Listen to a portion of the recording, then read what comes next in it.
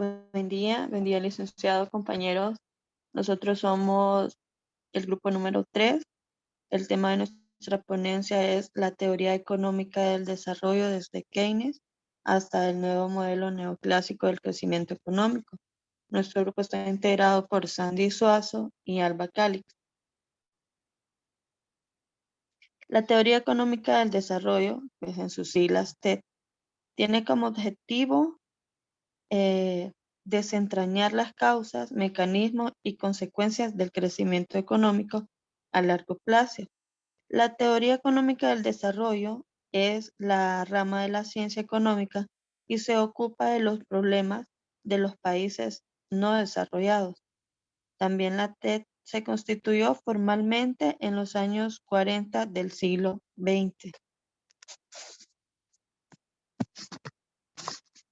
Uno de los objetivos de esta teoría es, pues, desarrollar de manera evolutiva todo el proceso de lo que conlleva, pues, la teoría económica como tal. La teoría económica del desarrollo surgió como una rama de la economía debido a la preocupación después de la Segunda Guerra Mundial sobre el bajo nivel de vida en tantos países de América Latina, África y Europa Oriental. Les voy a hablar un poco sobre este nacimiento, pues, ¿verdad? La teoría económica del desarrollo,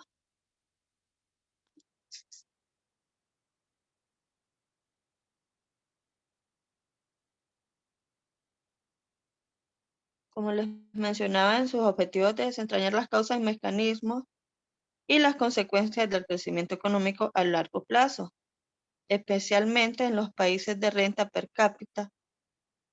En esta ocasión les cabe mencionar que el Banco Mundial considera Países Bajos o, o en desarrollo a las naciones que tienen un ingreso per cápita bajo o medio.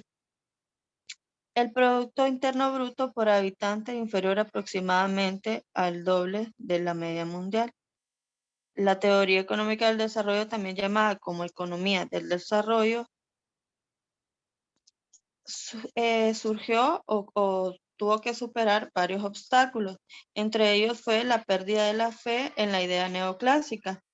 Esta idea decía de que el libre mercado conducía a la economía, al equilibrio y a la toma de conciencia de los desastres provocados por la Gran Depresión en los años 30 y por la Segunda Guerra Mundial, cambiando sustancialmente el pensamiento social. Una de las manifestaciones de este cambio fue cada vez mayor la preocupación, por lo que en estos años se empezaron a llamar economías subdesarrolladas. La economía se desarrolló y se constituyó en los años 40. En este tiempo los economistas, pues, se interesaron poco por las áreas que presentaban algún tipo de atraso. Los clásicos, excepto Karl Marx, no se preocuparon por los problemas del atraso en las sociedades pobres de su tiempo. Si bien es verdad que principalmente por la falta de información, el paréntesis neoclásico desplazó el interés hacia los problemas de equilibrio. En realidad, la expresión moderna de desarrollo económico referida a los países pobres o tercer mundo no alcanzó carta de naturaleza hasta después de la Segunda Guerra Mundial. Y otra vez aquí los clásicos, a excepción de Carlos Marx, en este caso él presentaba una posición, pues, parcial. Se hablaba del progreso material. En este caso, solo el clásico Joseph Schumpeter en 1978, en los primeros decenios del siglo XX, escribió sobre la teoría del desarrollo económico, pero con una visión preanalítica y referida únicamente a los países pues, ricos. En los años 20 y 30, la literatura colonial se entendía el desarrollo en sentido transitivo al desarrollo de los recursos minerales y agrícolas. Aquí hubo un total rechazo en la macroeconomía. Esto es por la existencia de la única teoría económica válida para el análisis de cualquier tipo en una situación real. fue lo que distinguió sobre todo a los primeros especialistas en desarrollo tras la Segunda Guerra Mundial. Entre ellos se encontraba a Lewis, a Leisbenter, a Mittal, a Nurkert, a Prebisch, a Raúl Prebisch, y con menos medida o con menor mención a Rostock y Wiener. La incapacidad analítica de la teoría económica convencional para enfrentarse a los problemas de los países que empezaron a llamarse subdesarrollados a raíz de un informe de las Naciones Unidas en 1951, desembocó en la creación de un enfoque novedoso. Ahí es donde entra el estudio de las economías subdesarrolladas. Estas exigían, en su opinión, de los pioneros, al desarrollo instrumental distinto del creado por y para el análisis de las economías desarrolladas. Esta apuesta por una reflexión teórica independiente del cuerpo convencional era el resultado lógico de la percepción especificidad estructural del desarrollo. Les voy a hablar un poco, si me ayuda con la siguiente presentación, que dentro de esta evolución se hace teoría, de esta teoría se hace mención o referencia a lo que es la teoría keynesiana, el estructuralismo de Raúl en 1969, el enfoque de la independencia y la influencia, y la crítica neoliberalismo y la nueva teoría clásica. Yo les voy a hablar un poco sobre la teoría keynesiana y el estructuralismo. Primero, el estructuralismo latinoamericano surge en 1949 y 1950. Esto fue con una colaboración de la CEPAL, el estructuralismo también denominado cepalismo de desarrollo. Se fundó en la CEPAL bajo la dirección de Raúl Prebisch como una alternativa para el desarrollo latinoamericano. Se le llama estructuralista principalmente a los economistas latinoamericanos que piensan que los problemas de los países en América Latina son estructurales, es decir, que se derivan del propio funcionamiento del sistema económico. El pensamiento de la CEPAL sirvió de base para la creación del enfoque de la dependencia y fue la fuente que inspiró al neoestructuralismo y la macroeconomía estructuralista de los años 80. La figura esencial de la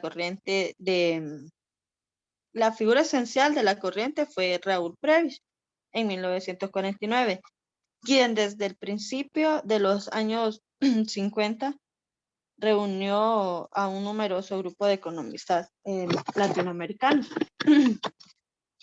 En esta teoría estructuralista o en esta, haciendo referencia al estructuralismo, desde la publicación del informe El desarrollo económico en Latinoamérica, algunos de sus principales problemas fue redactado por Prebisch y considerado por Albert Hirschman como el manifiesto de la CEPAL. Se sentaron las bases sobre el análisis centro y periferia de tal enfoque que descansaba pues en tres ideas. Uno era la estructura productiva, la estructura relacionada entre sí y estas relaciones en centro y periferia. Lo que yo llegué a entender o a captar es que era como un modelo centro-periferia.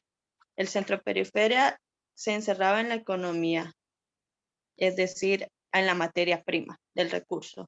Esta tenía como economía centralizada a la industria y los costos elevados. En una economía periférica estaban los bajos costos al exportar y en la economía periferia el endeudamiento. Estos que buscaban pues que la industrialización fuera emprendiendo por el Estado a través del mecanismo como protección, ¿verdad? Ahora les voy a hablar un poco sobre la teoría keynesiana. La teoría keynesiana representa unos cuantos elementos que lo distinguen de cualquier otro enfoque económico. Entre ellos pues presenta fines determinados y a corto plazo. Es una postura contraria a la liberal. También establece que la demanda es la que sostiene al trabajo. Bueno, este enfoque o teoría keynesiana surgió también como una escuela, esto en Estados Unidos, ¿verdad?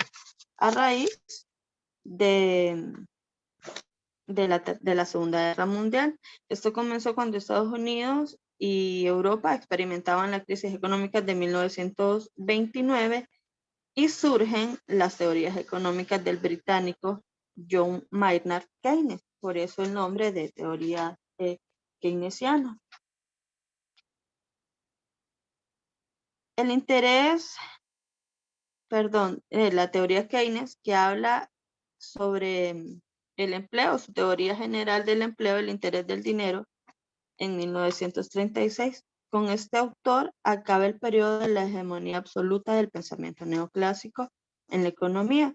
Si bien llamada revolución keynesiana fue parcial y pese a que el neoclasicismo resurgió con fuerza después de la Segunda Guerra Mundial con la llamada síntesis neoclásica keynesiana. Keynes acabó con la idea de que una economía en el mercado conduce automáticamente al empleo pleno. Esta pérdida de fe en los automatismos reguladores de la economía abrió la puerta a la necesidad de las políticas económicas, esto es, de la intervención del Estado en la economía para alcanzar una situación de pleno empleo. Keynes se opuso a la tesis neoclásica de que el libre funcionamiento del mercado lleva a economías de equilibrio, puesto que el funcionamiento del mercado lleva a la economía al equilibrio y a una crisis. Siempre decía él que una crisis pues siempre era pasajera. En el modelo keynesiano se establece que la renta y el empleo deben determinarse conjuntamente a partir del volumen de la demanda. También hacía uno en sus menciones más importantes, mencionaba que el gasto público es esencial para salir de la crisis, según los postulados, y para ellos debía de recurrir pues, al endeudamiento. Y él decía que el principal problema de que el desarrollo no se llegara a flote pues era la desigualdad, la pobreza y el desempleo, a lo cual él llegó a la solución que el principal riesgo de una crisis era pues por falta de empleo. Los dejo con mi compañera Sandy, que les va a hablar acerca de las siguientes teorías.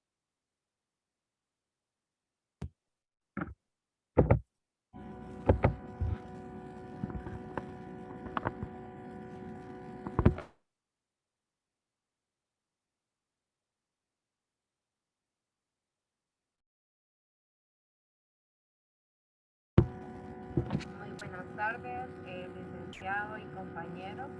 Pues continuando, ¿verdad? Con lo que es la teoría de la economía del desarrollo, yo les voy a hablar acerca de lo que es el enfoque de la dependencia. Se produjo una reacción radical en el pensamiento del desarrollo. Esto fue aproximadamente a finales de los 50. De este pensamiento, ¿verdad?, de desarrollo surgen tres ideas principales. Una de ellas es el subdesarrollo. ¿Qué podemos decir acerca del subdesarrollo? Pues es una situación de aquellos países, ¿verdad?, y regiones con un sistema de producción atrasado, lo que hemos estado viendo desde el inicio de la clase, viendo acerca de verdad de los países de bajo, alto y medio desarrollo.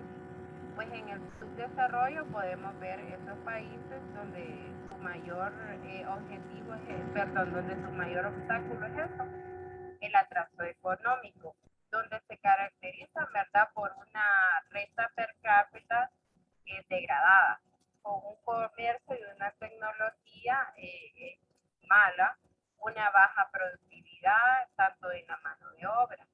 Aquí podemos ver lo que es el rechazo de la teoría de la etapa que nos habla Roswell. Hablamos un poquito más de lo que es la dependencia. Bueno, la dependencia, aquí podemos ver que los países desarrollados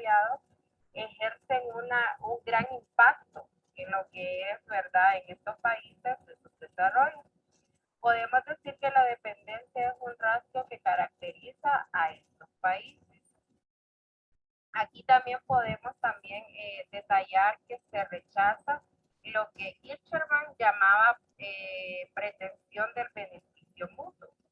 ¿Y qué podemos decir que es eso, verdad? La pretensión del beneficio mutuo. Bueno, lo que yo logré, ¿verdad? Llegar a la conclusión y lo que pude leer, llegué a decir, ¿verdad? Que es algo como una alternativa para solucionar conflictos económicos del desarrollo, entre ellos, ¿verdad? Sirve como aportaciones a estos países. Y podemos ver las aportaciones que podrían ser lo que es la expansión del comercio internacional, asistencia técnica, transferencias financieras, que en eso de transferencias financieras podemos ver lo que se llama ahora muy comúnmente la inyección de ayuda para un plan impulso. Otra de las ideas pues es el capitalismo.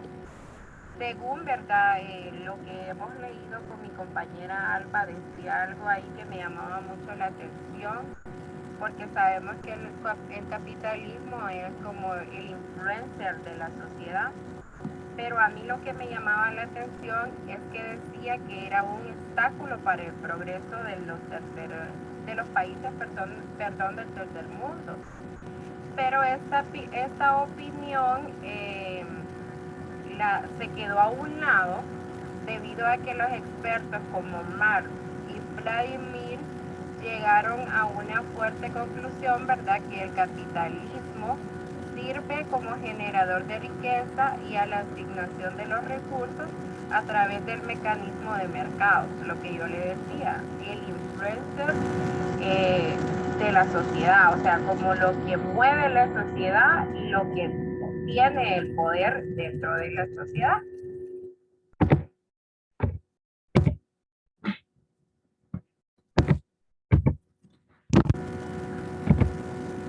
Bueno, también les voy a hablar acerca de las razones que explican la aparición de la dependencia.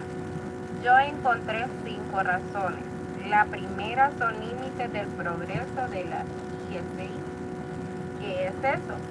O sea que aquí podemos detallar mayor participantes de la CEPAL. Aquí vamos a comenzar a mencionar lo que es la CEPAL, que es la Comisión Económica para América Latina y del Caribe, ¿verdad? Lo que conocemos como CEPAL. Y que CEPAL es una de las 5 comisiones, es una de las 5 comisiones que las Naciones Unidas establecieron como para poder contribuir al desarrollo económico social sostenible para cada uno de los países. Esta comisión se encuentra en Chile. Continuando, ¿verdad? Con lo que es los límites del proceso de la IS, podemos decir que surge como un enfrentamiento económico, un fuerte desequilibrio,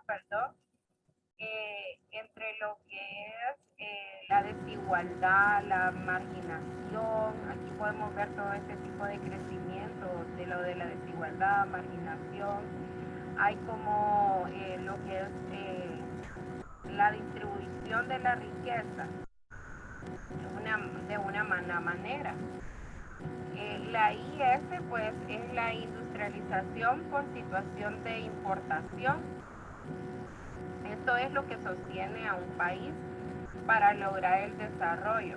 Debe transformar los medios primarios, o sea que en vez de exportarlos, se debe transformar esa materia prima, que ese es su principal objetivo, ¿verdad?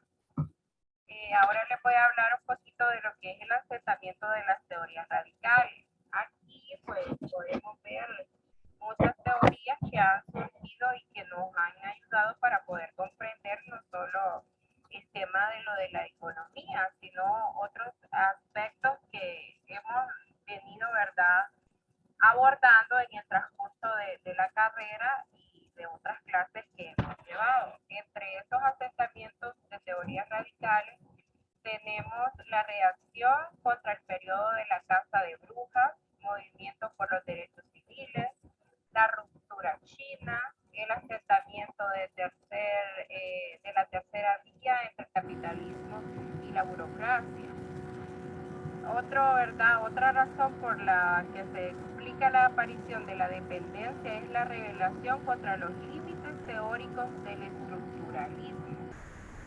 Para mí esto sería como una herramienta que ayuda a comprender proyectos teóricos. Se habla mucho aquí de lo que es en las ciencias sociales.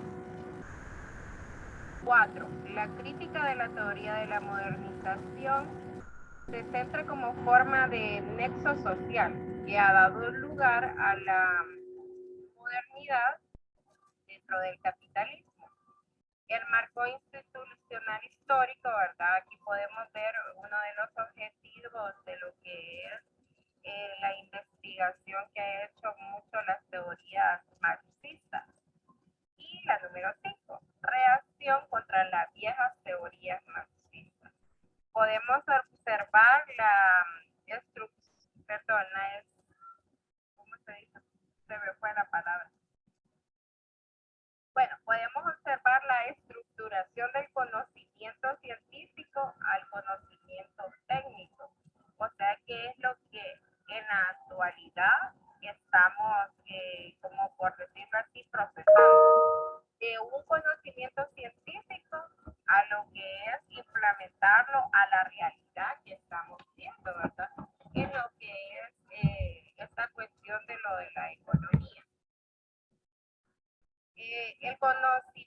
El economista Paul Bohr en 1959 es considerado el padre del enfoque de la dependencia y en su obra La economía política del crecimiento planteó 3 ideas novedosas. Volvemos otra vez a hablar aquí lo que es desarrollo y subdesarrollo. ¿Qué podemos decir de eso? Pues acumulación de capital en la escala mundial, donde el subdesarrollo es como el momento histórico del desarrollo. O sea que para poder venir nosotros a hablar de un desarrollo, tuvimos que haber, ¿verdad?, pasado lo que llamamos desarrollo.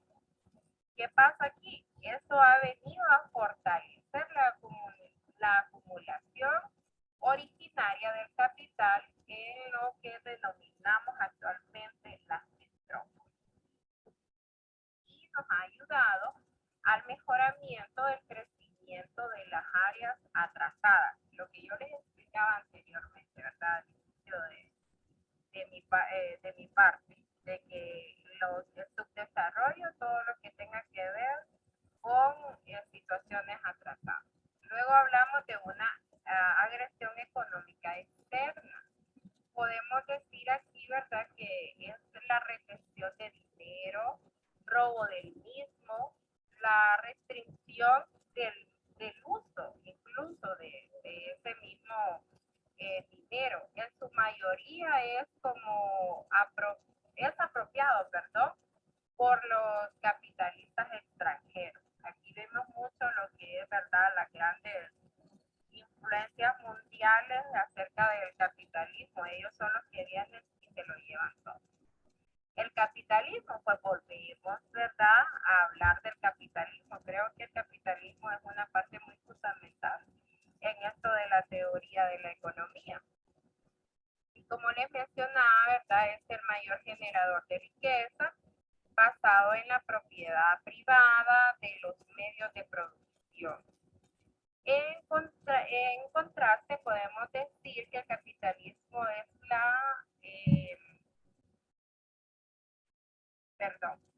podemos decir que está fundado, por decirlo así,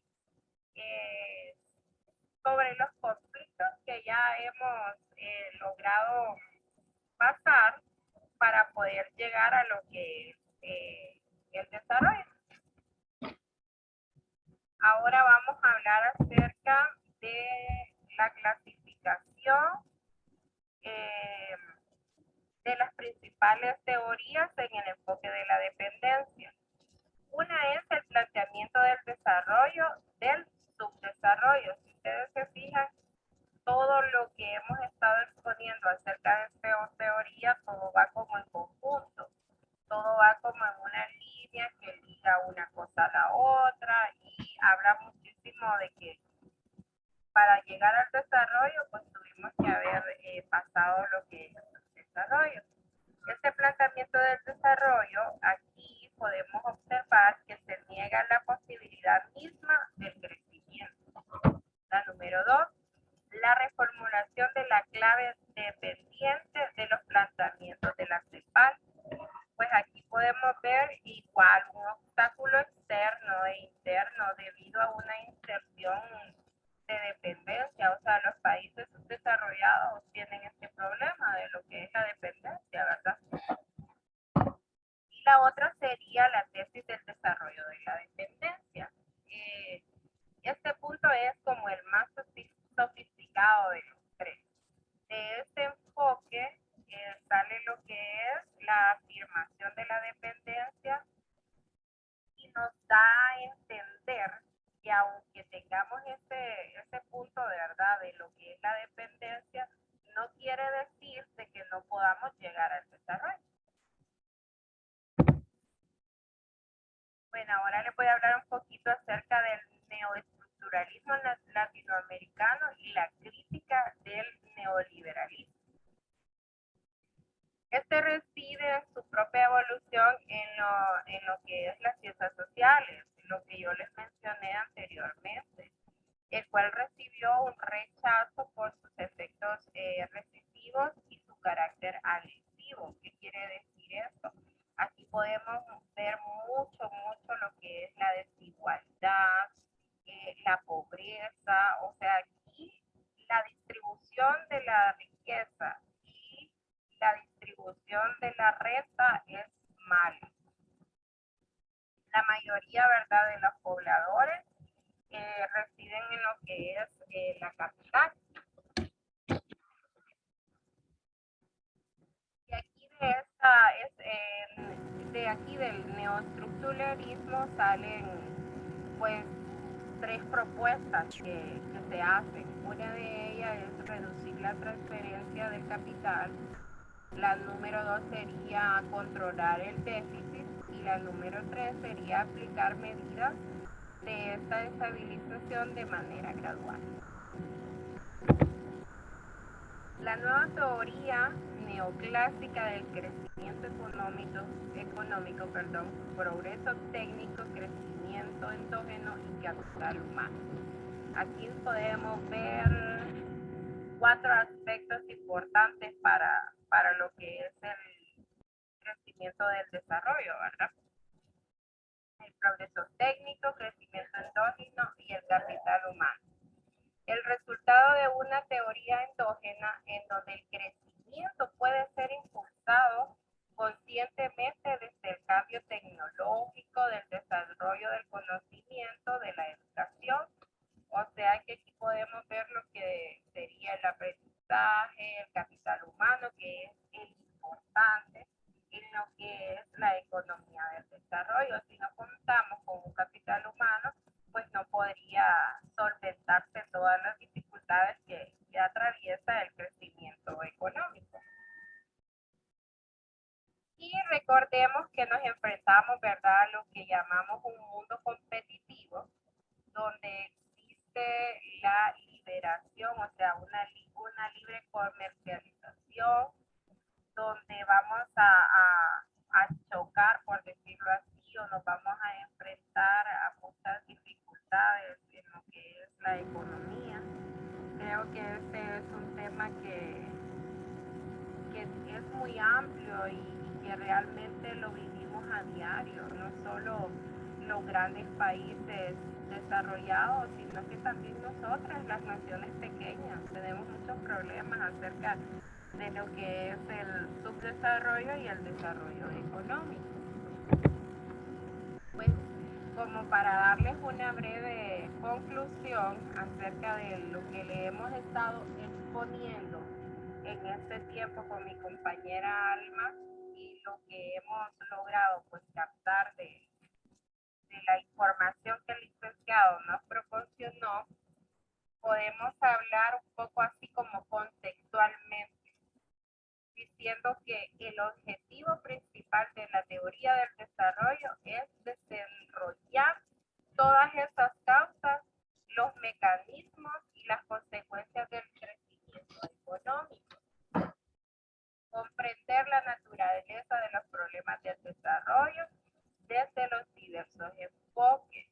para eso debemos tener claro que la economía del desarrollo,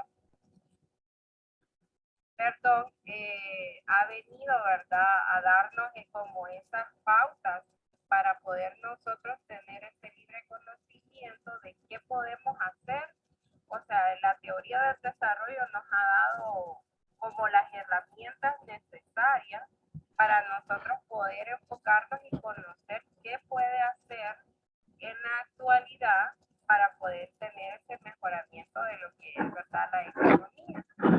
Y yo encontré, en mi opinión, ¿verdad?, como una conclusión, creo que para mí la CEPAL es muy importante porque ha venido a ayudar a los gobiernos para el mejoramiento de niveles de vida para sus pueblos, ¿verdad? Recordemos que la CEPAL es la Comisión Económica para América Latina y el Caribe. Eso es lo que conocemos como CEPAL. No sé si mi compañera Alba quiere agregar algo más. No, solamente ver que esos problemas que busca desenmarañar la teoría, pues son esos problemas que están ahí pujantes, que son pues la desigualdad, la pobreza y el desempeño, que son esos pilares a tratar para poder hablar de un desarrollo, para poder hablar de una economía o de un crecimiento pues en la economía. Son primero tratar como los problemas desde la raíz, como decía mi compañera, pues porque son problemas que no solo pasan los países tercermundistas, sino que nosotros que estamos pues ni siquiera en vías de desarrollo, pues porque no se puede hablar de economía sin primero haber un desarrollo previo. Y nada, solo agradecerles pues su atención.